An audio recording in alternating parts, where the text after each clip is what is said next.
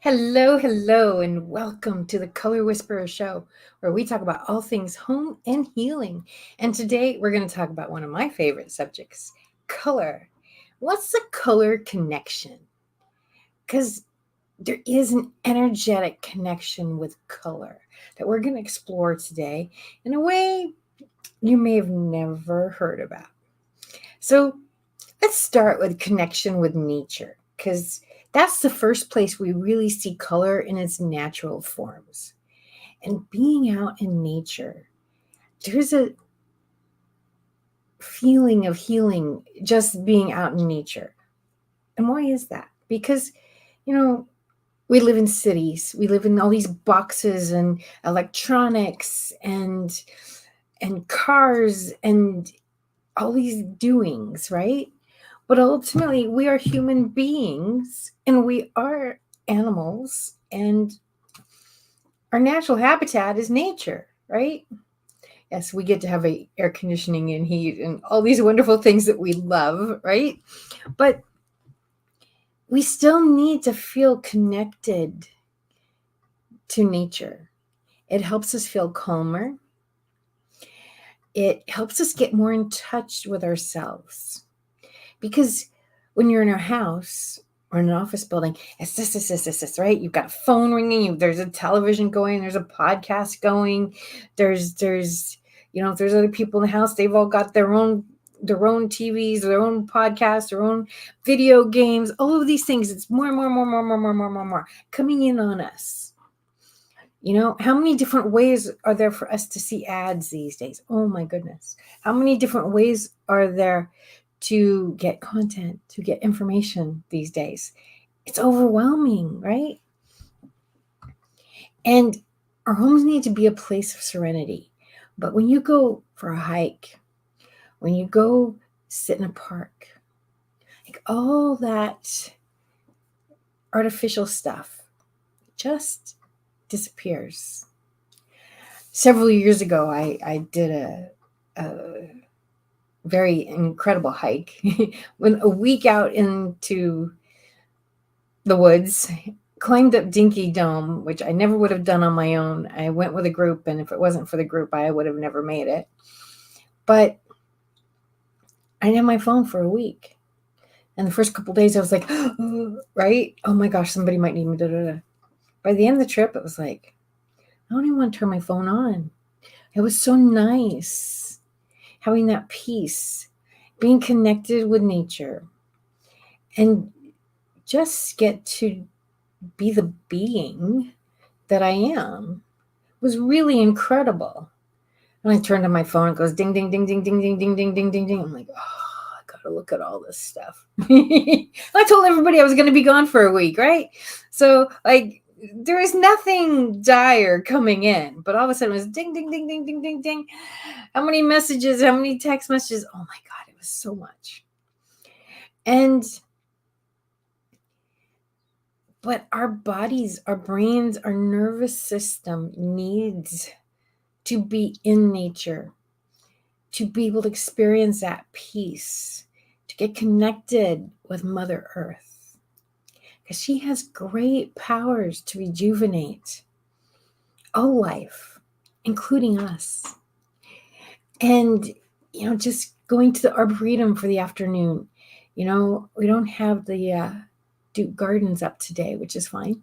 But, you guys often see the gardens behind me. And Mark, you don't have to put them on. It's okay. But we need that connection, because that's where we see the wonder of beauty. It's springtime. So everywhere you look, there's flowers in bloom. Everything's green. It's gorgeous. I mean, here, even in California, this is our green time. We don't have a lot of it. We do have some, and it's not green like, oh my gosh, if you go to Ireland or Scotland, England, the green they have there, it's so amazing. I've never seen green that color before. It was just incredible. I don't really want the rain that comes with it, but it really is stunningly beautiful. And So when we go out into nature, all these colors, tons and tons of colors. And what I just realized, we got to move this a little bit. That sucks.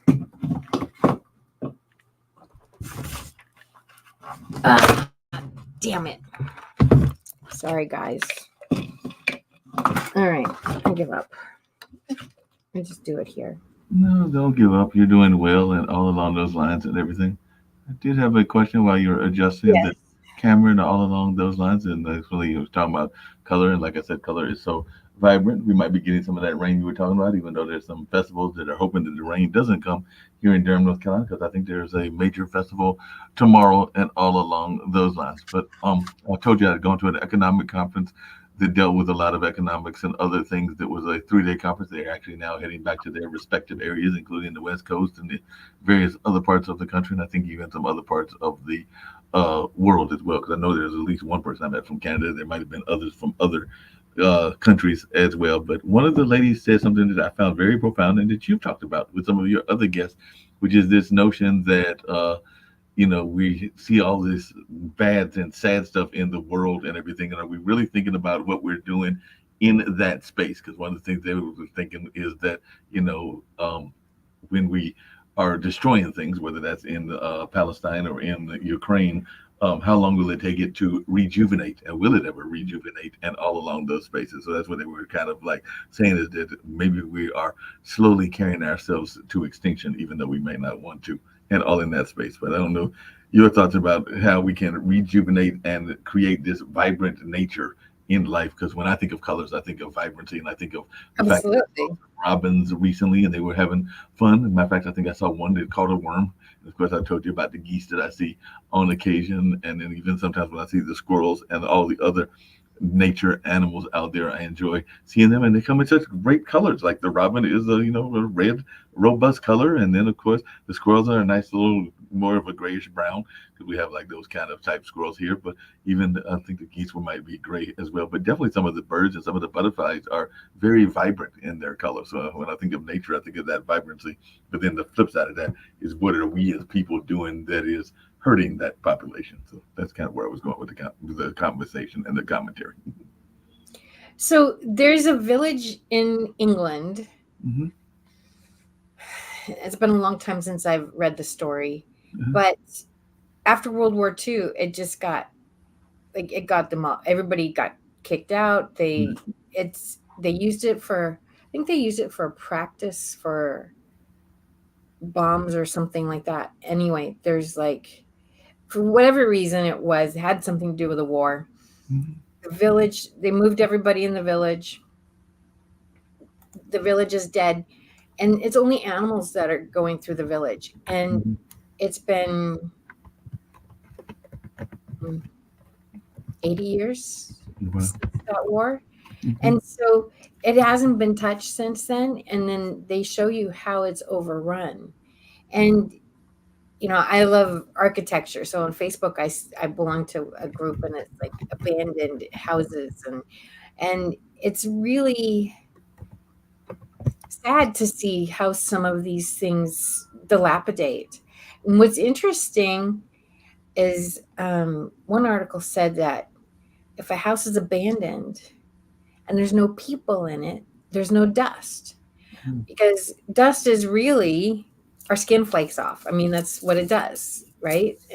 And so the dust isn't actually dirt flying around the air, but it comes from dust. So in these dilapidated houses, there's actually not very much dust.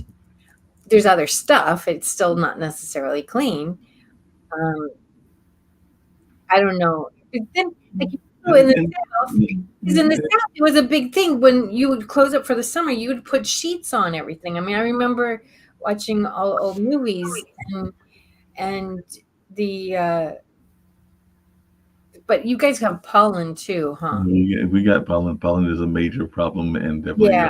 people don't like the pollen. I have some family members and friends that react negatively to the pollen. But one of the other things that one of the ladies was commentating, and like I said, I was just catching bits and pieces, but they were talking about this movie, which I never heard about, but I'm going to definitely watch it because, when we think about, and, it's been even the conversation with what's going on in Israel around the Holocaust and all along those lines. But there's apparently a movie about now called Zone of Interest, which it talks about one of the leaders of Germany and everything. There was literally he and his wife were building a garden at this time and trying to maintain the garden at this time of also being part of a horrific crime and all along those lines. So it's just interesting how sometimes in the most dire situations we turn to gardening because apparently they were trying to build a dream life for their family, even though they were literally right around the corner from the concentration camps and everything. And like I said, I've Oh, yet to see the movie, but it does sound we like it try could to be. fix what we can control. We can Mm-hmm. control our yards. Look what happened during COVID. Mm-hmm. I mean, how many people started changing their houses? How many Right. people started changing their yards? Because we couldn't control what was going Right. on outside, but we could control what was going on in our world, you know? Right. And the garden is a big Yeah. part of that. Um, Mm-hmm. does the pollen come inside? Does the pollen go inside the houses?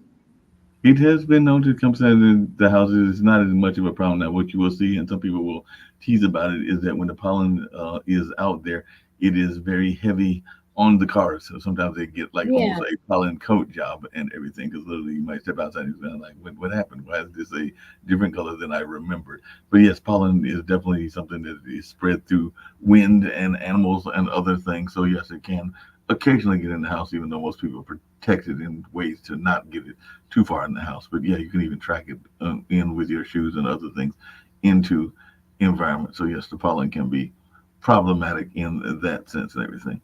Well, going back to your movie, Mm-hmm. the human soul needs beauty. Right, It needs it. And beauty comes in many forms, and the simplest way is in nature. right. And so we have to find, there's beauty all around us. Mm-hmm. I read a book once, and I really loved the premise, but the guy was an artist, and his philosophy was that creativity is how God speaks through us. Gotcha. And I remember in high school when we had to study all the different religions, and um, it's Thoreau and I can't remember the other, but they're naturalists and they believe Mm-hmm. that God is everywhere. God is all around us, and He is. I mean, look at this gorgeous picture behind us. You look at the flowers. Each of them is a work of art. We are all works of art. What's the other meaning? God don't make no junk, right?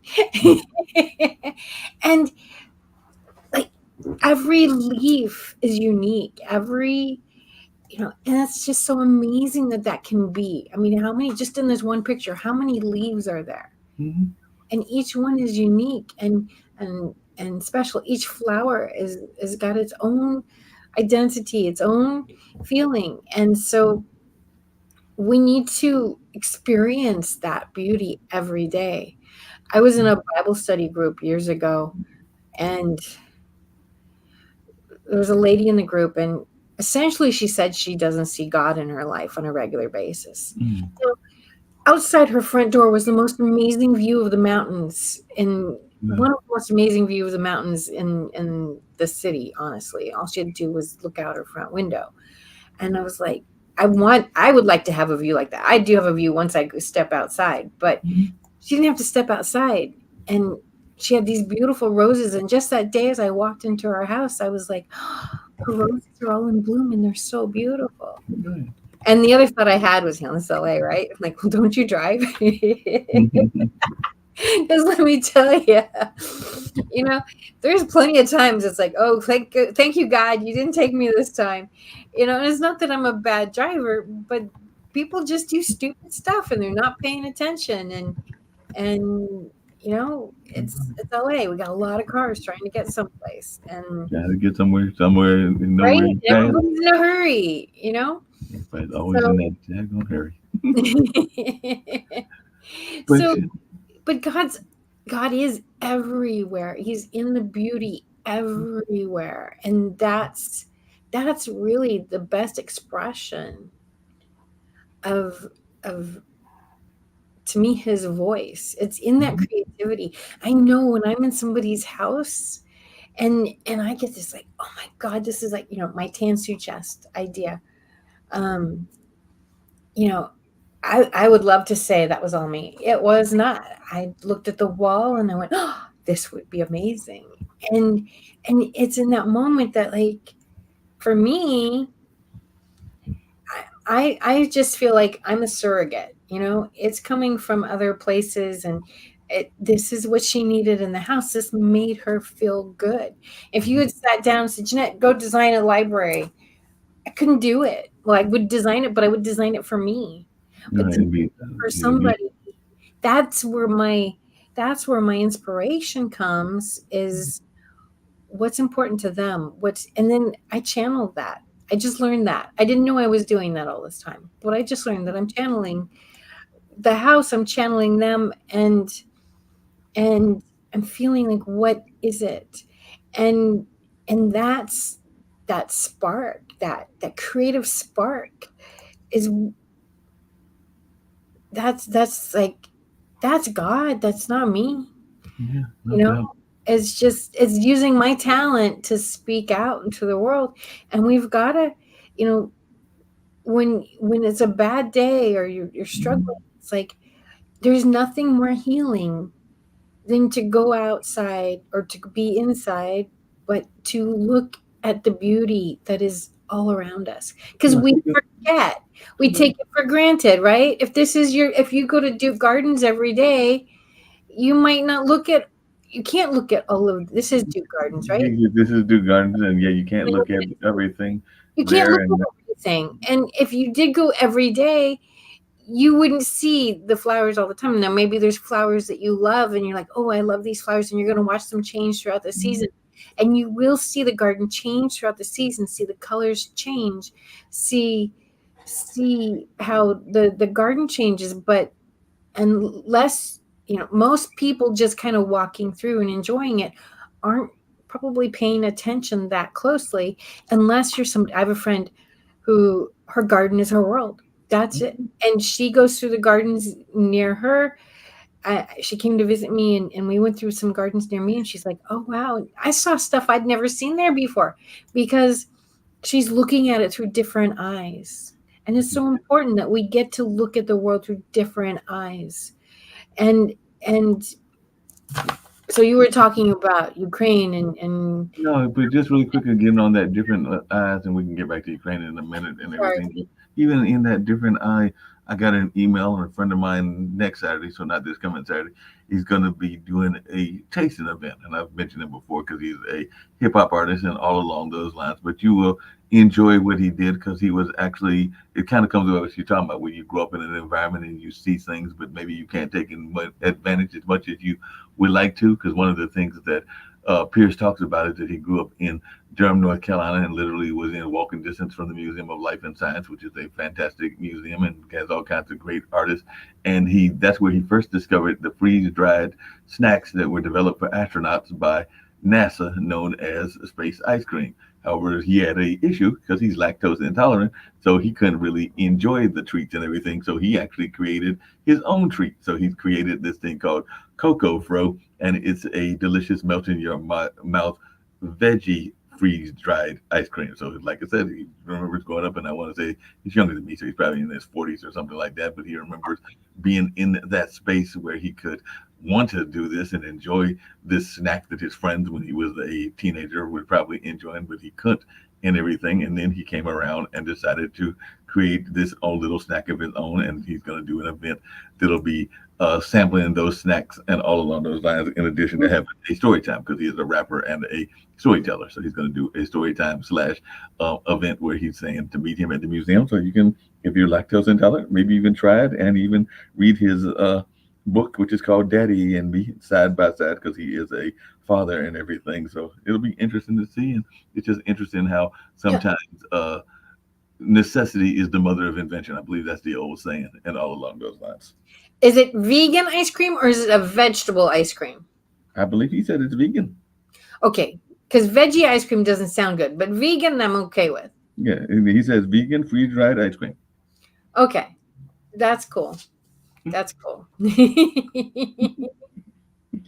And he's even asking people to help him pick a logo. So he's having a contest. So exactly, he's doing a Kickstarter, I guess, for his campaign, and he's got these various logos in this letter. And I guess folks can try to pick out which logo they think is better. Hey, I should do a share screen and see which logo Shall we? that Miss Jeanette thinks is the better one. So and everything. So I can do that. So let's see if we have an idea. I have an idea just based on a initial reaction and everything. But let's do a present screen and see if we like one of these logos better than the other, since it's only a matter of a very quick little shared screen and all along those lines. But these are the logos that he is looking at and everything. So I don't know if you've got a preference or if you think one is better than the other, but that's the logos that he is looking at for Coco Fro and all in that space. So you're I the like the last one because it looks like Saturn. I mean, the other one's the ring. It doesn't really, I don't feel it, but the last one feels more planetary. yeah, I was thinking the same thing. I was thinking that last one was definitely kind of eye catching. I actually didn't mind the first one, but definitely that last one was quite eye catching. It does have that satin flavor, so I could definitely see Yeah. that being a thought. Just really quickly, I know I'm all over the place, but we sometimes have these fun conversations. Earlier today, we were talking, and I told you that I had run into a friend and or a new friend and his lovely wife, so two new friends and everything. And he kept looking at me and he kept going, "I think I know you." And then we just realized that we, as far as we can tell, have never met and everything. And you had this lovely theory that I had not thought about, and who knows, it may bump into them today or tomorrow because I think they're here through Saturday or Sunday. But you were like, maybe y'all knew each other from another lifetime or another dimension, and I had never thought of that. But like I said, he and his wife, it is Marty and Jessica, are here for a tango event, international tango event. But and like I said, he kept looking at me, going like, "You look familiar." And I have only been to Dayton like maybe once or twice when mom was getting her, I think that was her master's degree in that particular education.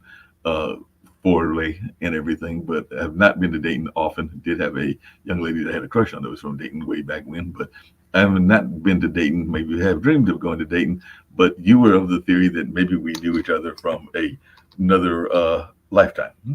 There was a movie, I think Devi and I talked about it one time. I know we talked, or maybe I talked about it. It's been out in the last year, and I'm sorry, I've forgotten the title of it. I remember stories. I'll tell you stories, but the particulars I get lost on. So what it was, I believe it was Korea. Mm-hmm. There's a word that they have, and basically they're not. It's not so much Christian, but their religion believes that um, you need to that somebody, if you just bump on the street, Mm-hmm. that's a past lifetime. You have to have so many past lifetimes in order for us to have be friends. And so that's why, like, so it's all these past lifetimes coming up, and and that's why, like, suddenly you'll meet somebody and you're like, oh, I just clicked right away Mm-hmm. because you've got all these past lifetimes together that you already do know each other, and our brains may not know, but our soul knows. And so yeah, we do already know how to talk to them. We've already had, and part of the premise of the movie was that you have to have so many lifetimes in order to be a romantic partner. Gotcha.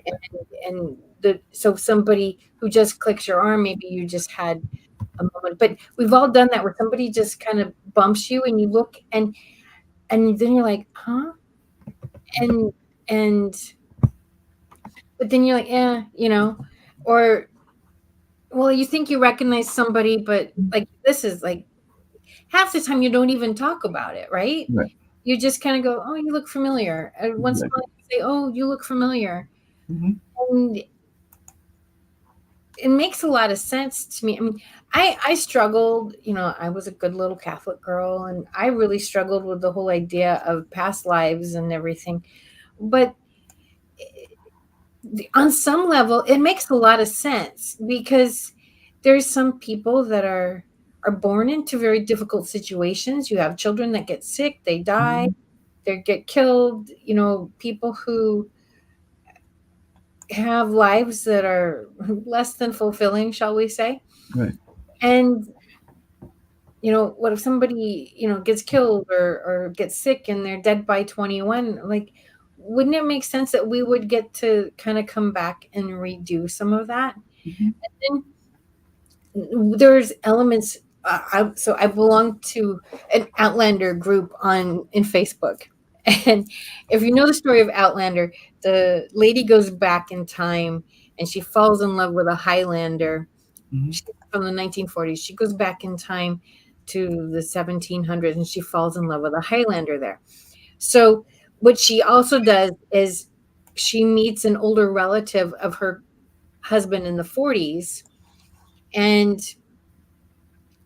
and the premise this lady was saying was that it was really somehow him, because her husband, the character, not the character, I guess the character in the 1700s that was related to her husband, he got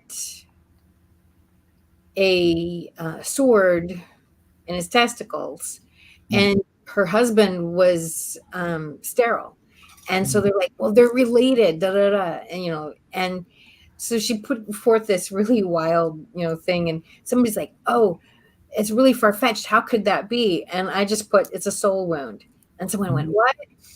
And so it may not be a family wound going down, but it could be a soul wound if it's the same person. Mhm. And a lot of times when we have weird birthmarks on our body, Mhm. that's a scar from when we were killed before. Oh, wow. So I was telling all this stuff, and I said, there's other ways, this could be a soul wound where, the injury happened and it came through in another life. Mhm. And And they said, "Oh, that's just weird." I said, "Well, in the world of woo, this is what it is, and Mhm. you asked." You don't have to understand. It's the world of woo. You You don't have don't have to to believe it. I'm just telling you. telling There's you what a life has. Outlander, and I'm like, this is what's out there, and you can take it or leave it. It's up to you.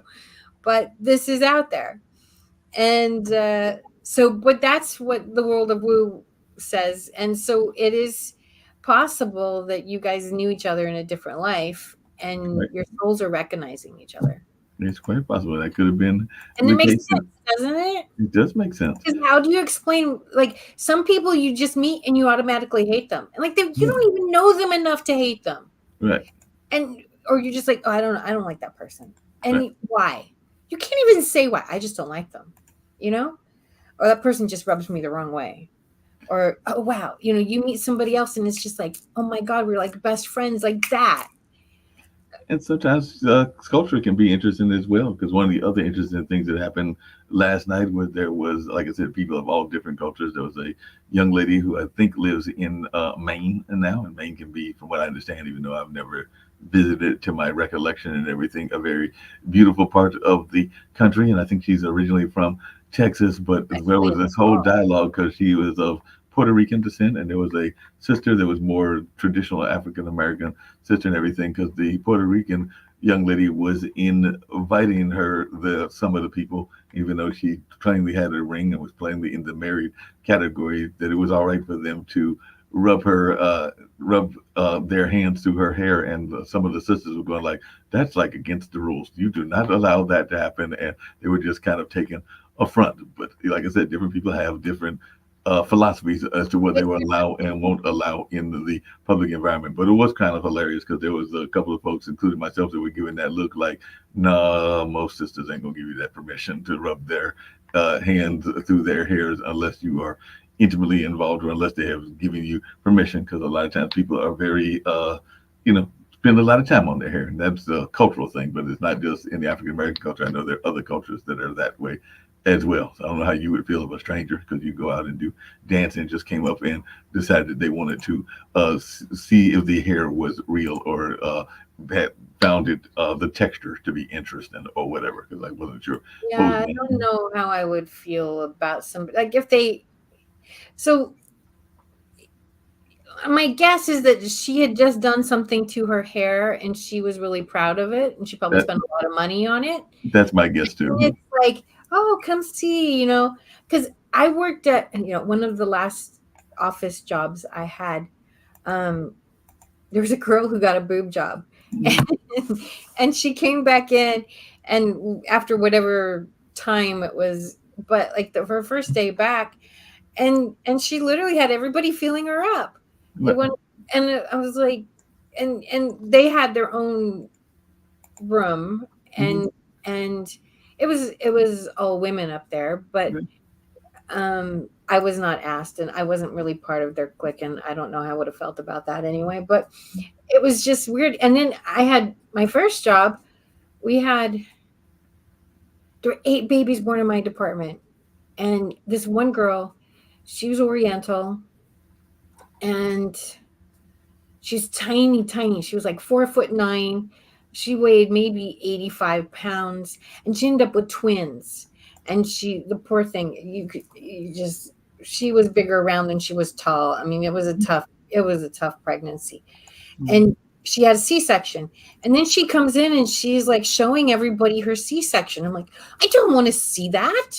Like, there's some things you're not supposed to know about before you're pregnant, period. Like, And there's some things you don't want to see. I know I've had friends that have had operations or had different things, and sometimes they want to show you their scars or even sometimes the more artistic tattoos and all along those lines. And oh, sometimes I might be interested. Other times I'm going like, I don't want to see that and everything because it's kind of like what you just said. And recently, and I know sometimes even in the political landscape there can be some conversations that are sounded too much like cat fights, and I was actually watching one of those earlier because apparently um, uh, Marjorie Taylor Greene, MGT, and everything had apparently taken a crack at one of the African American fellow senators or congresswomen. I can't remember which one she's in and everything. Cause I guess she's House of Representatives, so that would be a former representative and everything.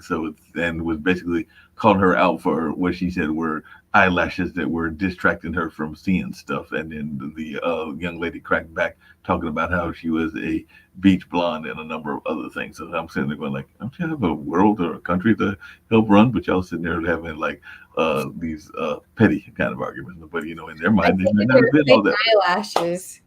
Huh? I take it they were fake eyelashes. Yes, I think Yeah, they were. I agree. It's too petty. Like, I don't know, but I'm a very natural person. I mean, I know people, they spend an hour putting on makeup. I wouldn't know what to do with an hour to put makeup on. It takes me maybe 10 minutes on a bad day to put Mhm. makeup on, and I don't, you know, but there are Mhm. people like they that works for them, and that's really important to them, and they need to have the and it's been lately, I think there's a friend of mine did this. She got eyelash extensions on, Mhm. and and it's funny, the things that make us feel beautiful, Right. you know?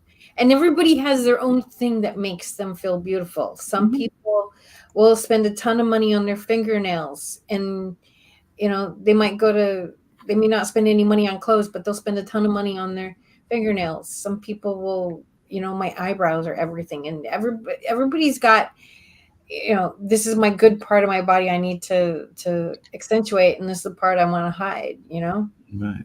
Yeah, we've all got that. And like I said, as you can tell, I got the haircut that was yesterday with Mr. Boyd, my barber, who is also a part of the Muslim Society and all along those lines. But he's a great barber, so I went there and got my cut like I usually do, and all in that kind of way. But yeah, sometimes, and we sometimes pick on you women for the price of your cut, but even if you're getting the full work, as you could tell before, I had the full beard and everything. If you're getting the full work, it's not exactly cheap. I think it came out to like $45, which is probably cheap compared to what some women pay, but it's also a pretty decent lump in your wallet after a while. And if it was Well, less I have there, to admit, you guys appreciate it too. I mean, right, you complain about how much money it costs, but right.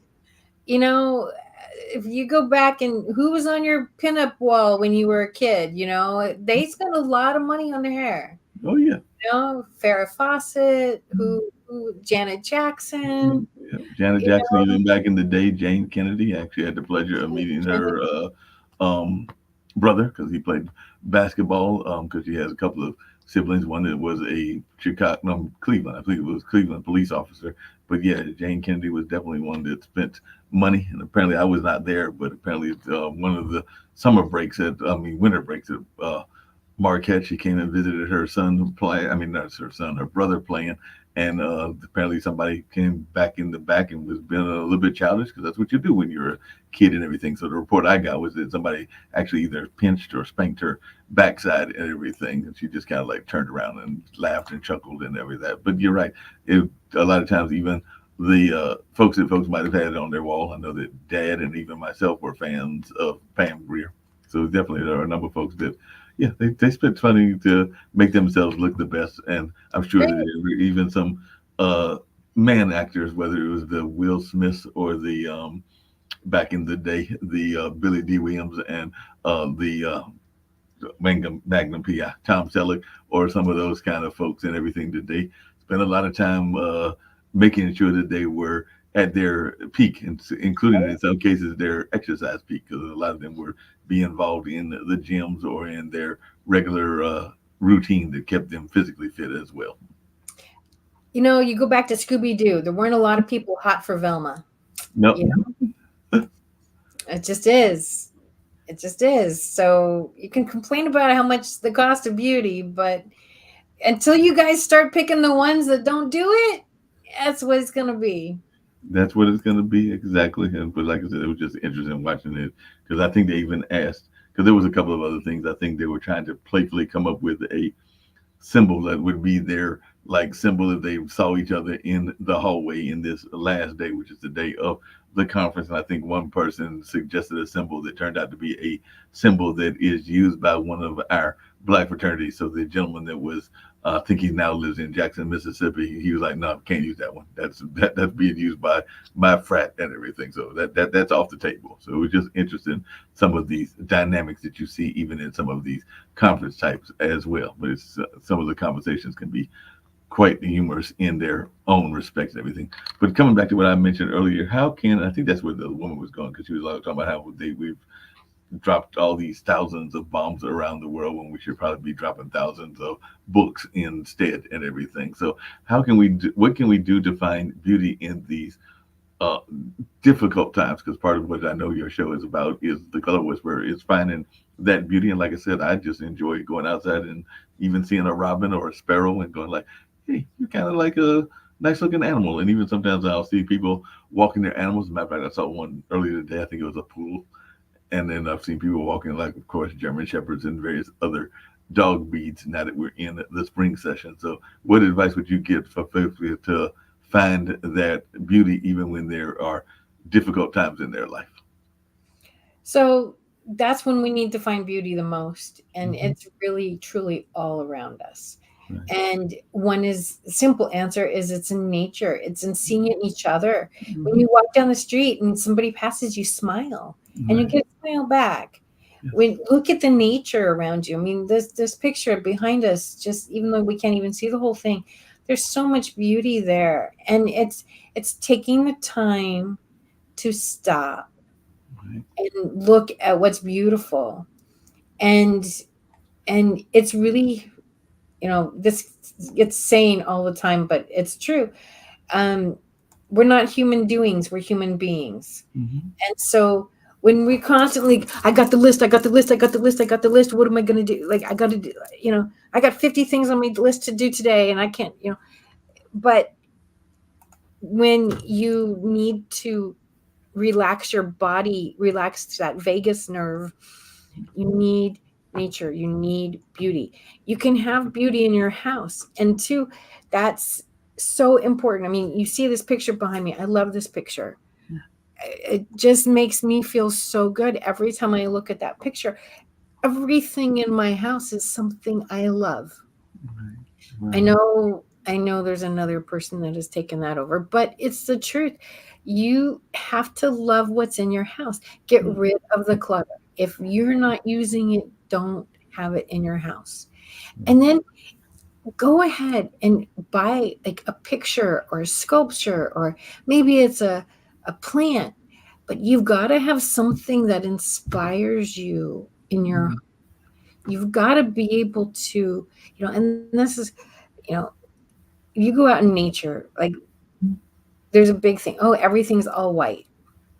Well, okay, in winter we have some all white, but really, is it even all white? No, because there's bare branches and there's other things. It's not all white. And there are times when you may need to have all white walls. Usually when we craving white walls is when we're going through a major change in our life. And sometimes we need to just clean the slate in order to create.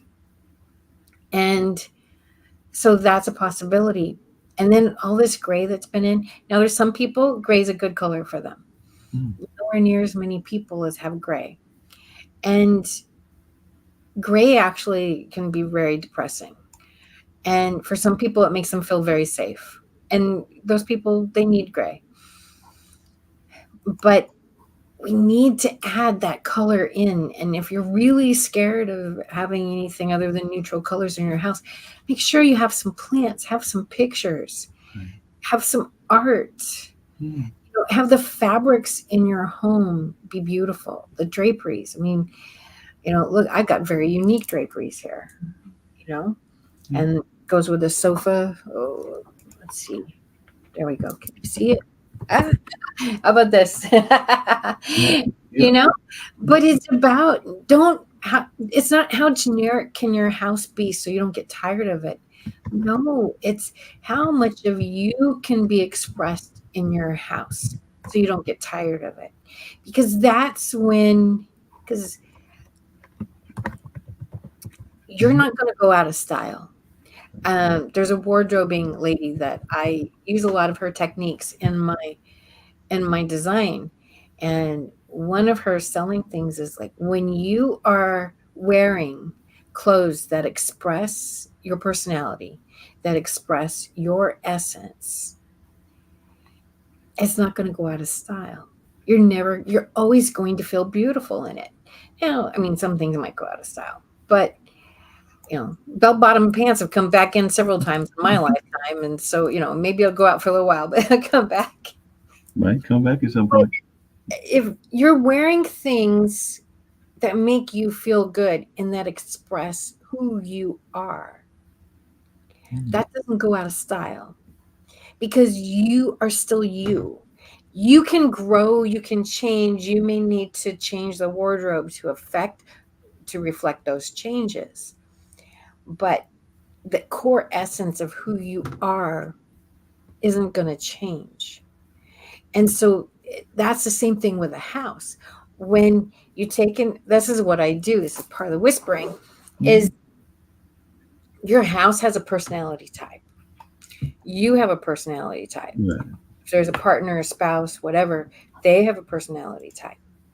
And my job is to weave these all together to create a home that reflects everybody. And it's not just, it's a pretty home. It's everybody's in correct relationship with each other. Everybody's aligned together. Everybody has an element that makes them feel good in the space. And when that's there, it's like the house and the people in it are in harmony together. If one of them is out, maybe your house, gray's really popular, gray's in. Well, got a craftsman house. Gray is not a good color for your craftsman house. Right. That's not a craftsman color. They weren't designed for, or even white. A lot of people try to paint craftsman houses all white. They weren't designed to be white. They were designed to be able to hold a lot of color. And if you try to put a pastel in a craftsman house, it doesn't work.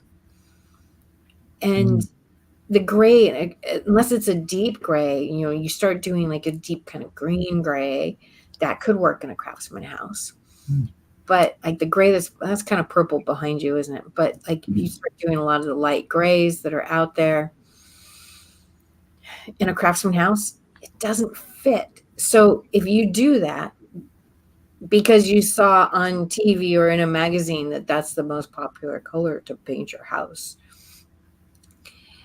but you haven't talked to the house. You haven't consulted with the house of what the house wants either. So the house and you are not going to be in alignment. And that color may not even be in alignment with you either. And it's not going to be happy. It's not going to feel good. It's just going to be, oh, well, okay, it's something new. And then you're going to get sick of it Right. because it doesn't feel good. And in a year or 2 years, you're going to be tired of it. Maybe even months, you're going to be tired of it because it's not in alignment with the energy of the home and your energy. But when it is, it's like having this wonderful bouquet. Mm. You know, when you go to a florist, they put flowers together. I always love watching them do it, you know? Right. And there's a system to it. And I go put flowers together and I'm like, okay, I can put some colors together that's pretty, but it's having enough green in there. It's having enough of the different sizes of flowers. And Mhm. I don't I can do it somewhat, but flowers are just not my thing. It's always not your thing. That's Some not people, that's not where my creativity lies. I can do somewhat, but there's people that do a better job than me, and I let them do it. But when you see a beautiful bouquet, it's got all these elements. Everything relates to another. Everything talks to each other. When you put something in the flower bouquet that doesn't, yeah, they've got to relate together. So that's what I do with interior design is Mhm. make sure that everything is in alignment. And when you and the house are speaking the same language, you're aligned together, you're both at the same purpose of creating a happy, healthy environment. There's joy there. And you're not going to get tired of it so quickly. Yeah, That makes 20 sense. years, you may want to do something different. That's fine. Yeah. But you're not going to get tired of it in a year. No, you don't want to get tired too fast and everything. Do you ever sometimes think that, I don't know your thoughts on this. I think you've alluded to it on some past shows, but as I remember growing up, I know that there's a lot of times that you would grab those crayons in the grade school and you might draw anything and it might not even come out all that great. And I'm not sure if in the 21st century, I guess I could ask my nephews if we are encouraging color enough in our school system and among our young people. Like I said, I don't have any youngsters of my own, but I do have friends and family that have young ones. Of course, I've got my two nephews, but I was just wondering your take. Are we teaching enough about even having a understanding of color in the school system? Well, my experience is most people have no idea what the colors mean. Hmm. There's some entrepreneurs that know what it means Hmm. because they're looking at logos and they're looking at what the colors mean to attract business. Right. A lot of times people they start to build a website and they get like the 5 minute version of what the colors mean, or Right. putting a card together, they get like the 5 minute version of this is what it means and this is what you're trying to promote. But they're not teaching. I mean, a big chunk of what I do is color psychology, and they're Mhm. not teaching that. Right. And this other technique that I use using the colors, styles, textures, shapes that reflect your energy, nobody's teaching that. Yeah. Very few people are teaching that out in the world. So, but no, they're not teaching the impact of color. And I mean, shoot, they've taken art out of schools. I mean, art is such it's so important. And they're not even teaching art in schools anymore. So absolutely the schools are not doing the job in Yeah, that. and apparently there was a, which I did not know because sometimes I'm looking up both for you and other shows. I look up things that are related to it, and I just stumbled across something that I had never heard of. You've probably heard of it because you're in this space and everything. But apparently, in the 1950s through the 1970s, up in DC, there was something called the Washington Color Schools. But apparently, it was an art movement that was built out of abstract expressionist type of art and everything. But they were there, and apparently, they emerged at a time when society, the art, and people were changing quickly. So they talked about their two founders, which apparently was Morris Lewis and Morris Lewis Bernstein and Kenneth Nolan and everything. So it looks like they might have even been trying to start a visual arts movement describing a form of image making concerned primarily with color field painting, a form of non-objective or non-representative art that explored ways to use large solid areas of paint. And I didn't even know that there was a color school in uh in the sense of that kind of color and everything up in I've not DC. heard of that particular one. I know in design school we do get a semester on color. Mhm. There are some people out there that have color schools. I've been told I need to have my own color school, and I thought about it. Maybe I will someday. Uh, there's one lady who's quite well known for what she does, and she doesn't do color psychology. I'm like, how do you throw that away? Mhm. Because the most important thing in any room is how do you feel in that space? Right. How do you feel? How do you want to feel in that space? And Mhm. if you don't know how color can create that feeling,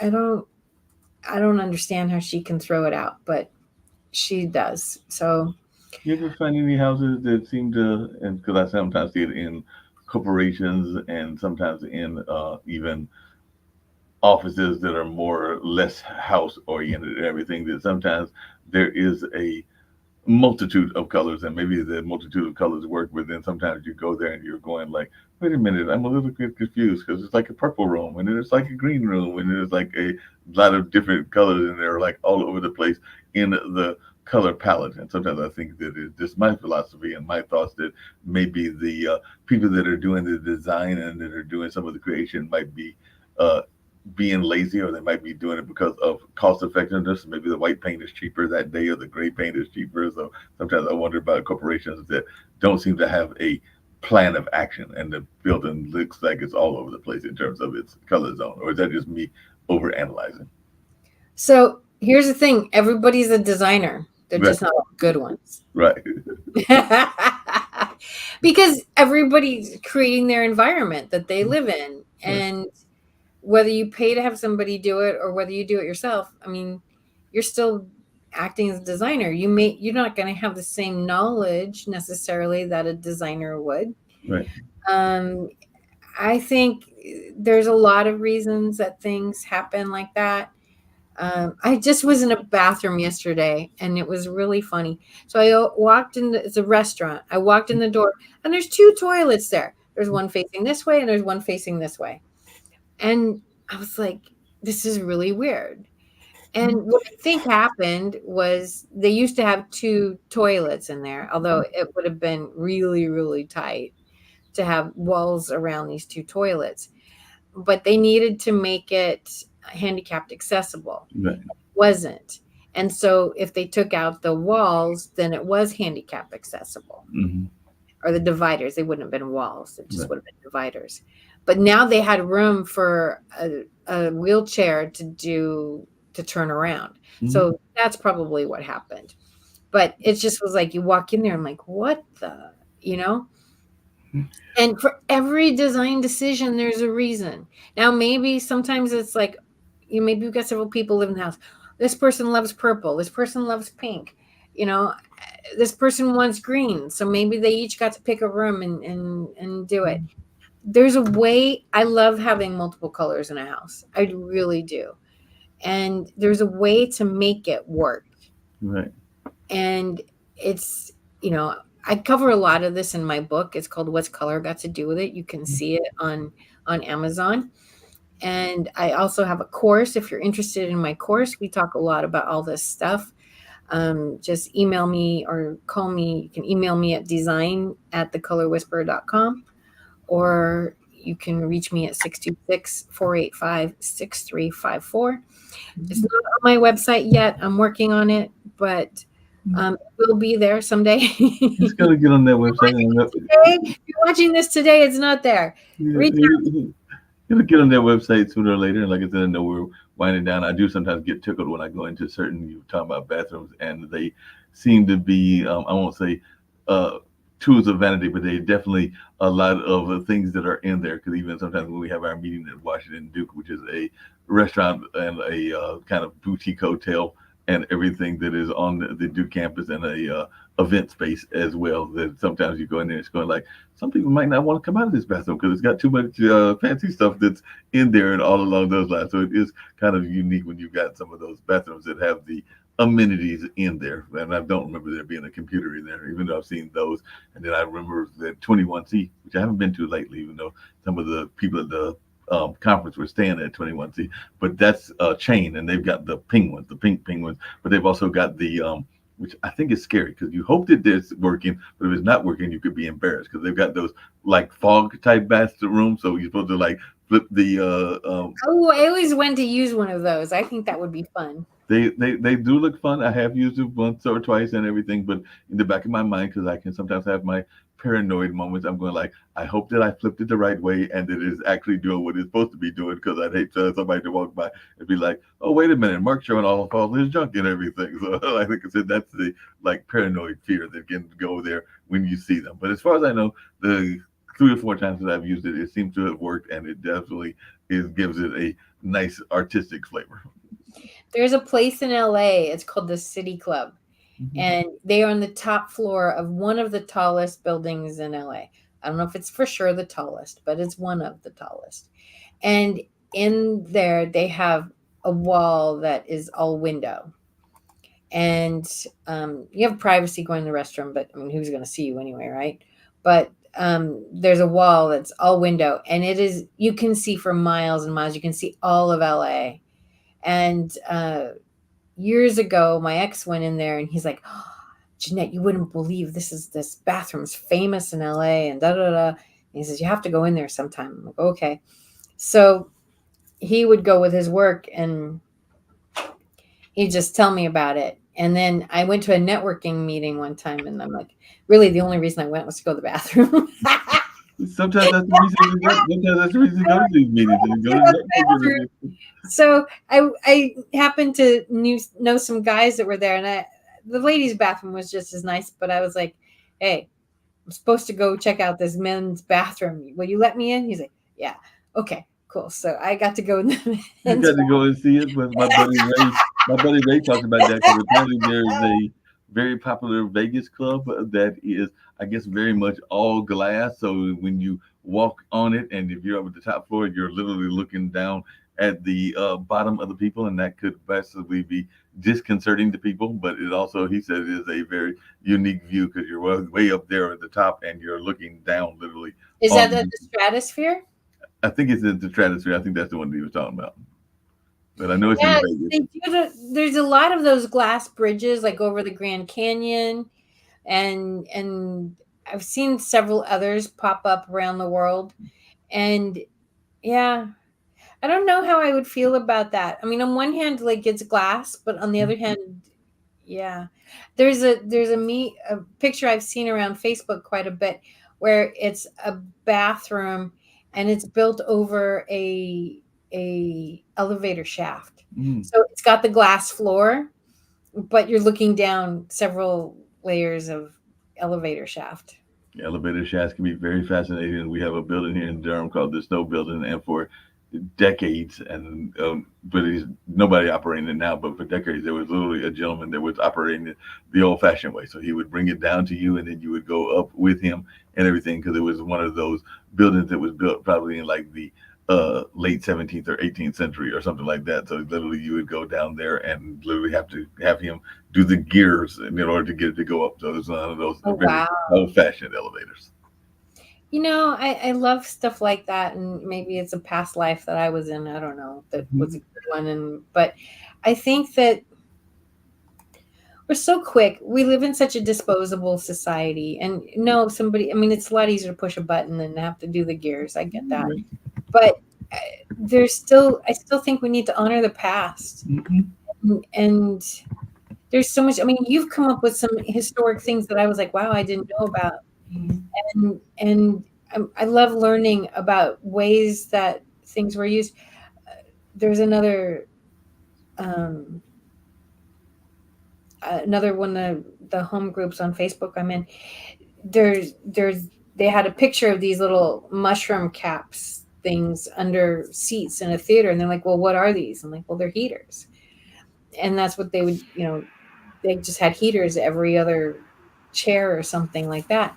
And I don't think we should lose. We if it's better technology, okay, but we still need to honor, how things were done, and sometimes how things were done before are actually better. Have you seen some of the old 1950s refrigerators and how incredible they were? And like the shelves pulled out, and there's all these different compartments that we don't even use anymore. And I was like, what happened? Yeah, Why did we don't use them anymore. We stopped using them, and just to let you see what I was talking about, and unfortunately, he's not there anymore. And I think they said they stopped in 2010, and then we'll do our usual going out with can do spice and everything. But just let you see this because it's a very short thing. I think it's maybe a minute.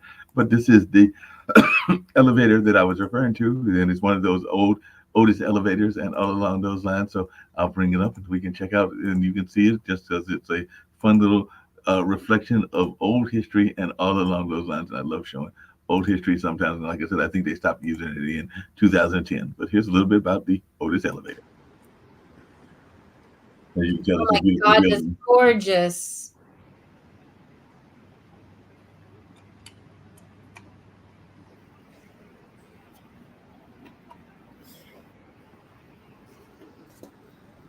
Do you have to push all the buttons?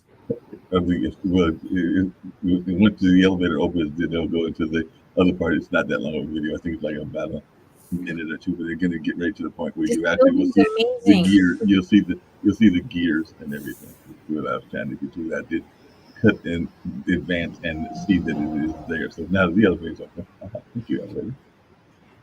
Look at And the there decor. was a gentleman there, and this is the modern elevator. But if you look, the lady will show the gears are still in the elevator because they're going to show you that's the modern version. But they're hopefully going to get to the point where they show you where the gears were and all along those lines. So this is the all modern stuff. But if you come down in the elevator, you'll see that at the bottom, which hopefully they'll show shortly, is the gear that the gentleman was using before they went more modern and all in that space. Get out of the elevator, they'll cut to that view that I was looking for and all in that space. Come back to the old version. Thank you. Come back. Come back. Come back, lady. Or man, and everything. It's always fun when you see. Come And back. how old is this? This is a 1930s elevator. The elevator, yeah, I think it was built. That's what I was looking for. Thank you. That's what used to be there. That's what the gentleman would be using. That part right there. Yeah, you have to turn one of them two ways, but yeah, that's what used to exist. Wow, so Now they've beautiful. gone out and everything in the more traditional elevator. But I think that gear is still there. Like I said, the gentleman isn't there anymore and all along those lines. But I think the actual well, let me get out of there. But I want to say the building itself, they stopped that the tiny old elevator was still in operation in 2010, but no longer available for use in the general public. So we have a thing called Open Durham. So the year it was built was so it's actually later. It was built in 1930 and everything, but it definitely had that old-fashioned type of elevator and all along those lines. So almost 100 years ago. Wow. Yeah, matter of fact, they have all kinds of interesting pictures from that time frame and everything, because that's even some of the old galleries and some of the old stuff that was existing in Durham. Because you can go to Open Durham, and this was the building that the elevator was in, because it's called the Snow Building. But yeah, that's some of that old-fashioned style. Oh, wait, wait, go back a little bit. Up, Yeah. up, up, up. Oh, No, no, no, no, no. I want to come down one more picture. open that one more picture. This one I want to see. Look Mm-hmm. at the decor is just amazing. And then let's go down Mm-hmm. one more. Mm-hmm. Look at that ceiling. Yep. Oh, Yep. wow. And that ceiling, I think, yeah, the ceiling is still there, that in that style. We have so many wonderful old theaters from this time Mm-hmm. period, Mm-hmm. and they're just stunning. I mean, like I go in them and it's like, the play's nice, but honestly, I'd pay to go in and just sit in the place for a little while, you And know? that's the way a lot of people feel about some of the old buildings that we have and everything is you would just sit there and enjoy the environment and all along those lines. Cool. So we can go out with kindled spices. I know we went a little bit over, but yeah, I just wanted to share that with you because I was thinking about the old elevator. But this was a fun conversation as always, and you weren't even sure what we were going to talk about, but it wound up being another fun conversation like we always have. Fun. Thank you. No problem. So you ready for some Kendu Let's spices? do some Kendu spice. All right, cool. Here's Kendu spice. You know how people love to enjoy food and don't understand how to flavor their food or how to replicate a meal? They're interested in supplements but don't know where to begin? Well, what I do is I take the guesswork out of enjoying flavor and wellness with my flavorful spice blends so that they can create delicious meals with healing benefits. Can Do Spice was created to help cooks at any level enjoy healing through food. Every spice blend was designed to give added health benefits of natural herbs. Every blend is complete. There's no need to add any additional spice for a delicious meal. Saving you time and money while adding supplements to your meals can be both tasty and fun. My earliest memories in the kitchen began with my father, Kenny Can Do Bond, so it was fitting that I would name this line after him. I have always looked to natural remedies to supplement the body, and I found myself hiding herbs and minerals in foods for my family. That's when it hit me. Everyone needs Can Do Spice. Everyone should be having this. It's an exclusive brand for cooks at any level who want to create flavorful dishes with healing benefits that can satisfy the body and soul. Add a little spice to your life. Give Can Do Spice a try.